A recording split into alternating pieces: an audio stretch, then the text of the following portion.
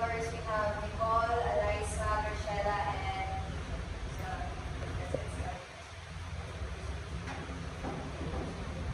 Magandang umaga sa inyong lahat. Ako nga pala si Precious Vanessa, mag-uulat sa Kabanata 33 hanggang 34. Naulimitang na rin, Kabanata 33 hanggang 34. Kabanata 33. Malayang kaisipan. Pagsusuri sa mga tauhan ng katangian. Crisostomo Ibarra, ang pangunahing tauhan na nag-aral sa Europa at nagbalik sa Pilipinas para buksan ang paralan na pangarap ng kanyang ama. Elias, isang matapat na kaibigan ni Ibarra na nagpapahayag ng kanyang mga natuklasan na banta sa buhay ni Ibarra. Tagpuan.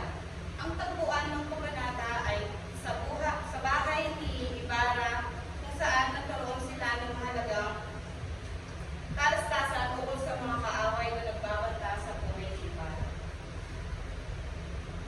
Pagsusuri sa mahalagang pangyayari. Ang mahalagang pangyayari sa kabanatang ito ay ang pag-uusap ni Elias at Ibarra tungkol sa mga kaaway ni Ibarra. Pinayuhan ni Elias si Ibarra na mag-ingat sa kanyang mga kaaway.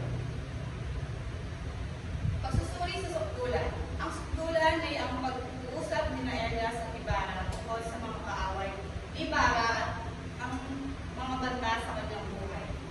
So, dito, ipinakita dito ang pag-alala ni Elias kay Ibarra dahil dito makikita ang kanyang malalahanin sa kanyang kaibigan.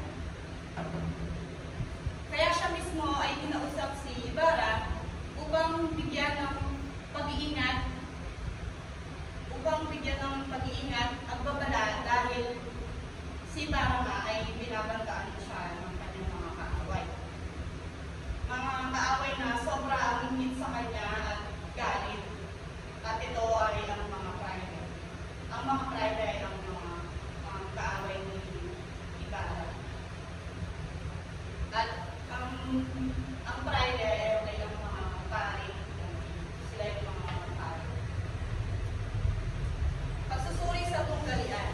Ang tunggalian sa kabanatang ito ay ang pagkabahala ni Ibarra sa mga kaaway na nagbabanta sa kanyang buhay. So, nabahala na dito si Ibarra kasi nga may banta sa kanyang buhay. Kaya, hindi na siya makatulog ng o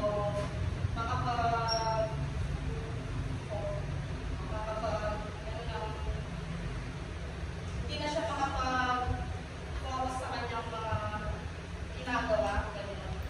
Parang nawawala na siya para kanyang sarili kasi nga lagi siya nag-iisip ng may banta sa kanyang buhay. Kaya kahit anong oras may pwede mangyari sa kanya. Hindi naman kasi hindi naman sasabihin ng mga pride ang isang salita kung hindi nila ito gagawin. Kaya doon na rin nabahala si Elias at Ibarra dahil hindi lamang sila